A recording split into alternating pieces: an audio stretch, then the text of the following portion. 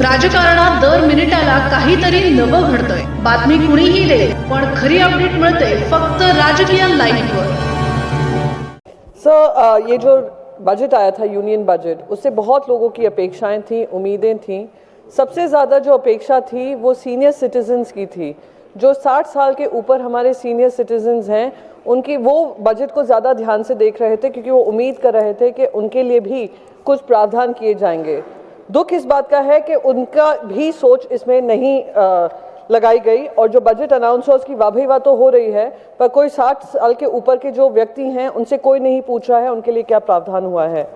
Sir, हमारा जो budget है, अगर हम अपने डेमोग्राफी देखते हैं, जिसके बारे में प्रधानमंत्री बोलते रहते हैं, डेमोग्राफिक डिविडेंड है, वो लगातार उसकी जो उम्र है बढ़ती जा रही है.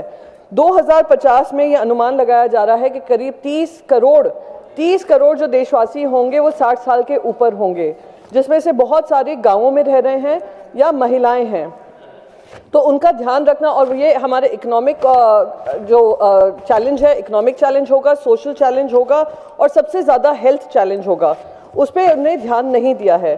सर, सबसे पहले मैं रेलवे कंसेशन की बात करूंगी. जब कोविड हुआ था, कोविड के समय पे बहुत सारी कटौतियां हो रही थी और पूरा देश लगा हुआ था एक साथ कि हाँ, जहाँ जहाँ कमियां हैं हम उसमें योगदान देंगे, जहाँ हमें अपने जो कंसेशंस हैं वो वापस लेने को तैयार हैं.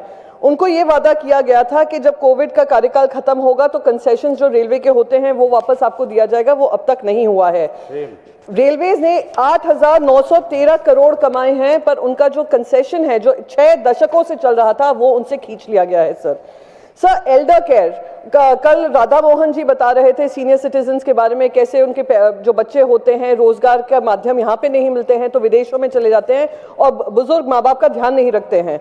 सब रखने को तैयार है, पर साथ में दिक्कत यह है, वो सरकार से पूछें, जो 18% टैक्स लगता है एल्डर केयर पे, चाहे वो रेजिडेंशियल केयर फैसिलिटीज हो, होम केयर सर्विसेज हो, सपोर्ट सर्विसेज हो, वो उनके लिए मिडिल क्लास फैमिलीज के लिए अनअफोर्डेबल कर दिया है. सर, जो टैक्स स्ट्रक्चर है उस पर भी कोई ध्यान नहीं दिया गया है.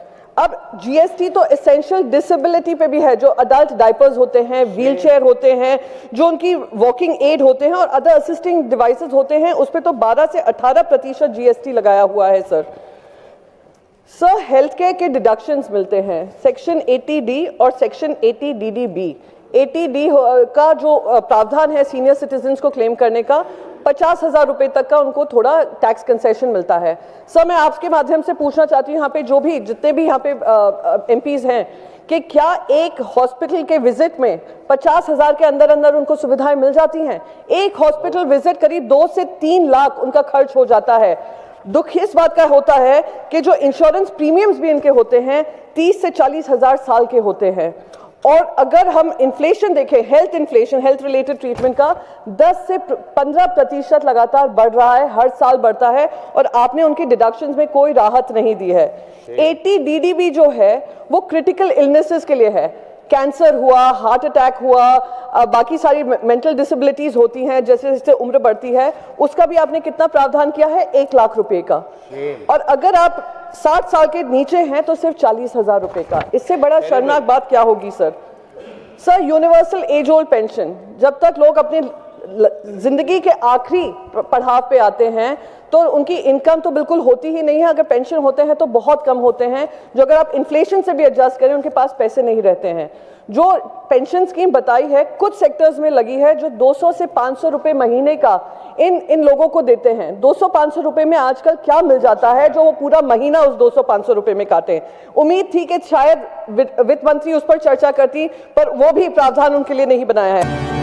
राजकीय घडामोडींचा सर्वात वेगवान अपडेट फक्त इथेच राजकीय लाईव्हवर. आमच्या YouTube चॅनलला लाईक, शेअर, सबस्क्राईब करा आणि रहा राजकारणाच्या रणभूमीवरील थेट नजरेत.